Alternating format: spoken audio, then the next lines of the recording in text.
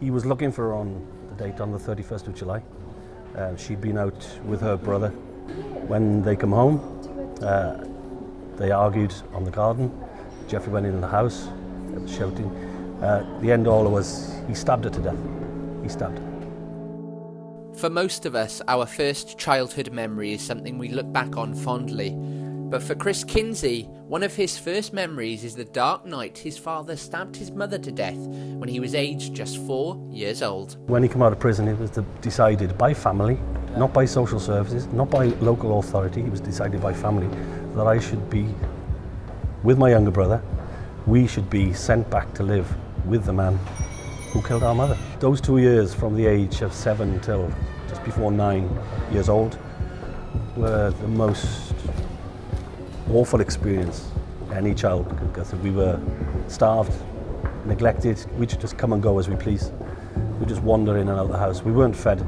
If it wasn't for school dinners, and there was a lovely lady up the road, I called her my Auntie Hazel. She would sneak us food because if she got caught doing it, he would go ballistic. Yeah, of course. Because it would become common knowledge that he wasn't feeding us. But I've had this out with him. I mean, he's long dead now. He's been. Have you spoken to him? Yeah, I've had 3 conversations because you see what happened. 4 children were sent to his side of the family. 4 children were sent to her side of the family. Yeah. But neither side of the family liked each other, Right. which is probably to be expected. You know, there's one side saying that he killed. So 4 kids were brought up this way and that way to dislike each other for those 2 years. To live in Port Talbot with that man and his second wife, who he almost done it again, was awful time of my life.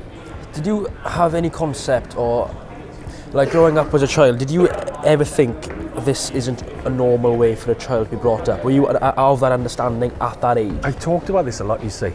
You go through certain stages, when it's going through you at that time, it's just normal, you know?